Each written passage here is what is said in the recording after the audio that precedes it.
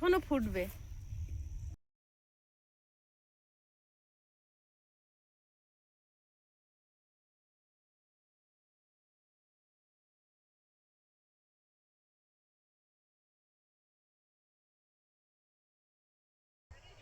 নমস্কার, সীমার ন্যাচারাল ব্লগের আর একটি নতুন পর্বে আপনাদের সকলকে অনেক অনেক স্বাগত জানিয়ে সম্পূর্ণ নতুন ভিডিও নিয়ে উপস্থিত হয়েছি।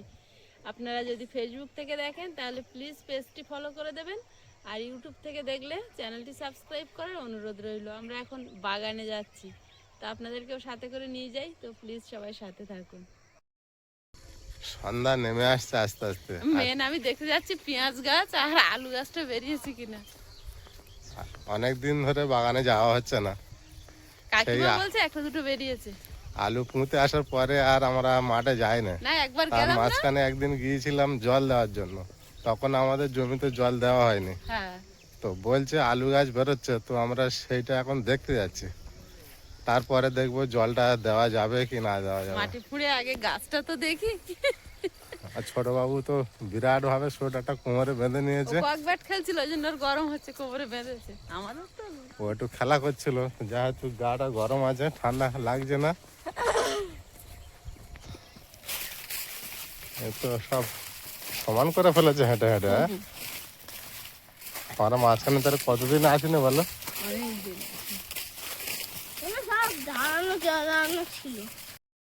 বিরাট হাঁটা হচ্ছে তো, তিনজন তিন জায়গায়। আর এত বড় ব্যাগ কি হবে? দেখি বেতো শাক উঠেছে কিনা, তাহলে নিয়ে আসবো খানিকটা। একেবারে কাজও মেটানো হবে একটা শাক। আয়ুষ দৌড়াও, বলতে বলতে দৌড়াচ্ছে। সূর্য তো ডুবে যাচ্ছে বলে। এখানে দাদা ভাই আলু গাছে ভাটি দিচ্ছে। দেখো আমাদের এই ভাটিটা দিতে লাগবে না, আমরা একবার দিয়ে দিয়েছি ওই দিনই। এখানে কিছুটা বাগান সবুজ হয়েছে, আমরা যখন আসতাম কিছু দেখা যেত না। আলু গাছও বেশ বড় বড় বেরিয়েছে। কুমড়োর দানা আমাদের চাষের এরিয়া চলে এসেছে। হ্যাঁ, এই তো কাকুর মটরশুঁটি দারুণ হয়েছে, ফুল ফুটেছে।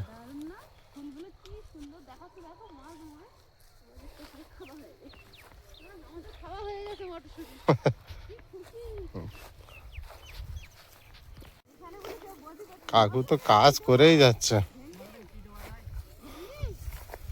ভেন্ডি দেবে।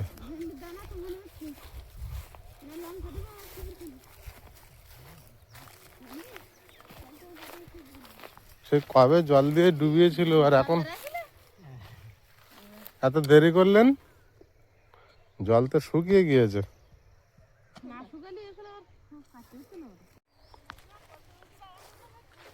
কাকুর আলু বাগানে আলু গাছ বেরিয়ে গিয়েছে গো সীমা।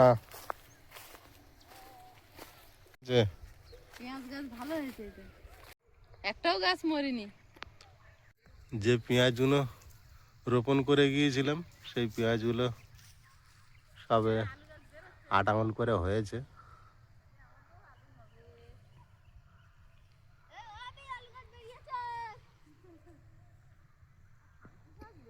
এবারে এগুলো কুপিয়ে, সার দিয়ে কুপিয়ে আবার জল দিতে হবে।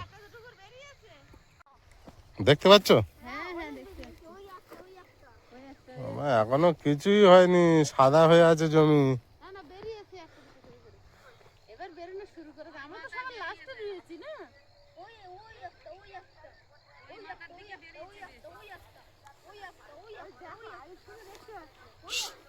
ওই একটা করছে, শুরু হয়েছে।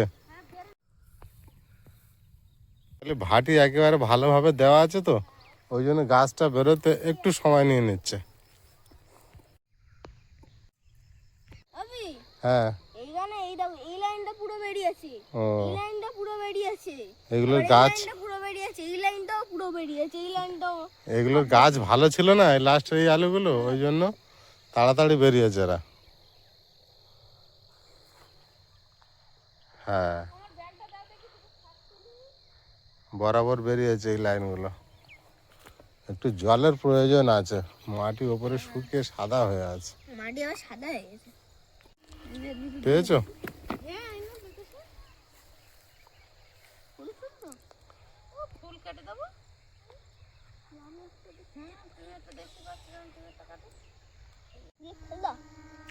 টাকা পাচ্ছে না এখন, পালং শাক নেই, কমে গেছে, ওরাও খুব বেড়ে যাচ্ছে। দারুণ লাগছে, মনে হচ্ছে যেন ওইগুলোই চাষ করা। ওগুলোই শাক ভাবা যায়, মনে হচ্ছে ওটাই শাক। যারা চিনবে না, হ্যাঁ একটা গাছ একটা বড় হয়ে আছে, পাচ্ছ না?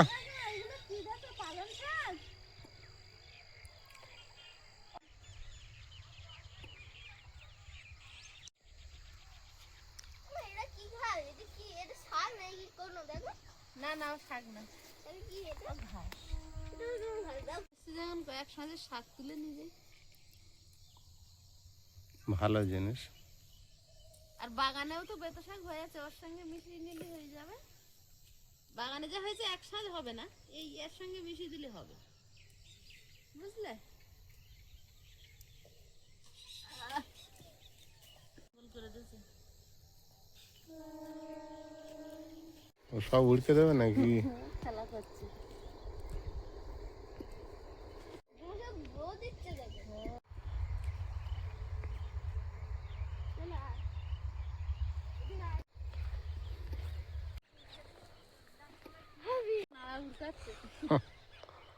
এতটা করে মনে হয় যেন সেই নাড়া উল্কালি ঝাঁপা।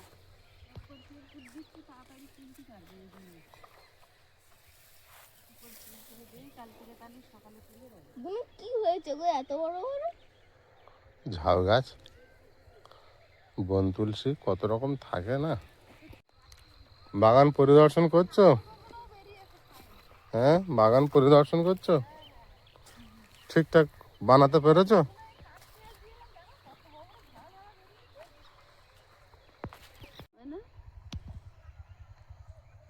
লাল বাঁধাকপি আর সাদা বাঁধাকপি। আর জল পেয়েছ তো?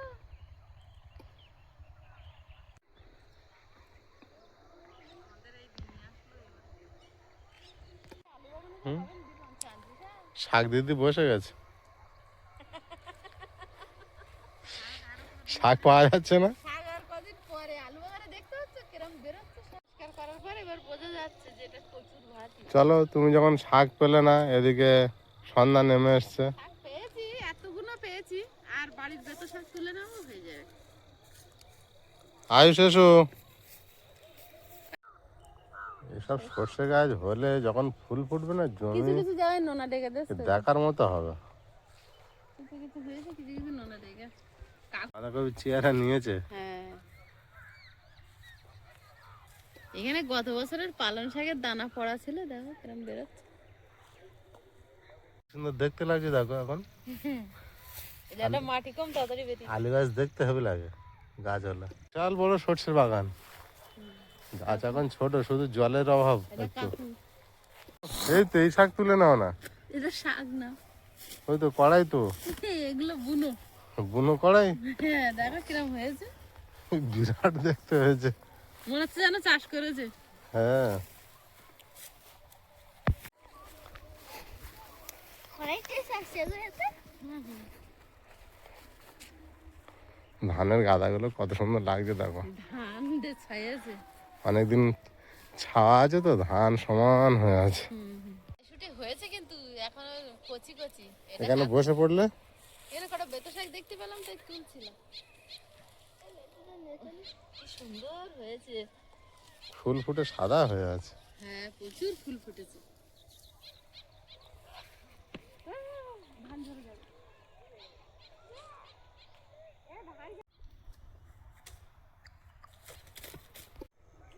কি শাক তুলতে তুলতে বাড়ি যাবে? এনে বেতো শাক সেই তুলতে পারিনি।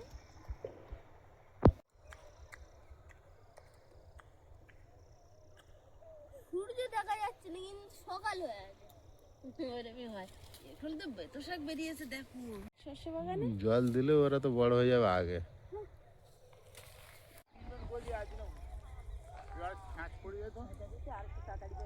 বেরিয়ে যেত না। জলটা দেওয়ার দরকার ছিল। আমরা যখন মাঠে জমি দেখতে আসি তখন আলু রুয়েছে, হ্যাঁ দাদা বসাচ্ছে সেই দিনেই, হ্যাঁ সেই দিনে বসে না, সেই দিনে সর্ষে ছড়াচ্ছিল, বসানো তখন হয়ে গেছে। বসানো হয়ে গেছে।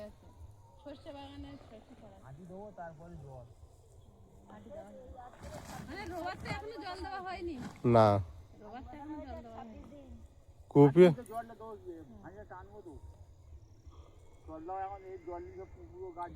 এবার সাত দিয়ে কুপিয়ে ভাটি টানবেন, আর ভাটি টানবেন না, এই তো একবারই তো।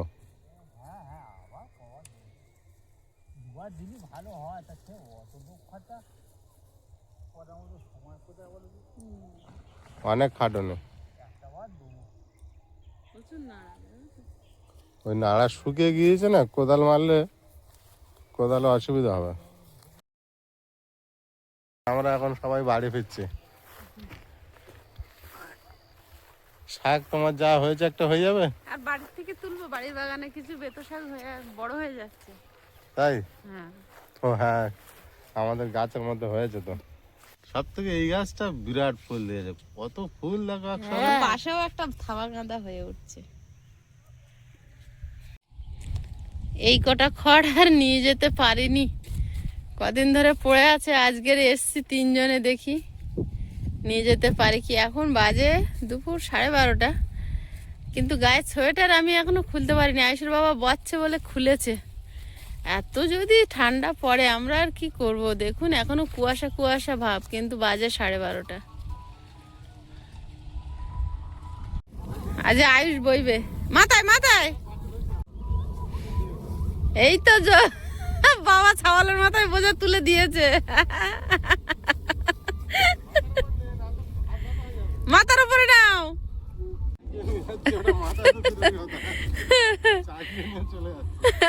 মাথার উপর নিয়ে দেখি। আয়ুষ ওর বাবার পিছনে ছুটে ছুটে যাচ্ছে। দুজনে আবার আসছে। আয়ুষ দুবার গেছে, ওর বাবা একবার গেছে। অল্পটুকুই আছে, এখনো ফুটবে।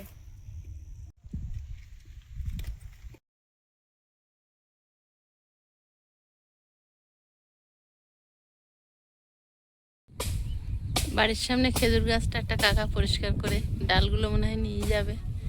এটা রস কাটার জন্য কাটা হচ্ছে না, এমনি কেটে পরিষ্কার করে নিয়ে যাচ্ছে।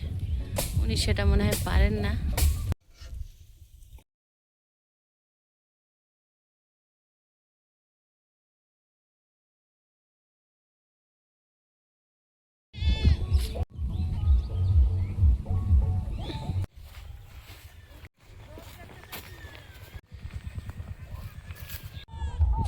গাছটা যেন এবার কত বড় লাগছে, 2 হাত মতো বড় হয়ে গেছে গাছটা।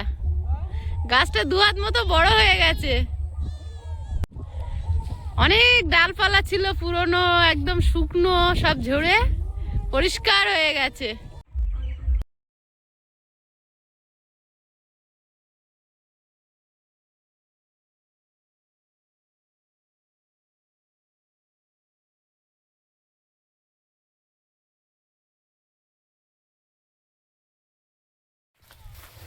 গতবারের খড় এখানে এত টাল ছিল, সেগুলো পচে নিচু হয়ে এরকম হয়েছে। এগুলো শুধু সার, এগুলো তুললে বাগানের গাছপালা ভালো হবে। আয়ুষের বাবাকে বলছি, তা গুরুত্ব দেয় না, আমি লেগে পড়েছি।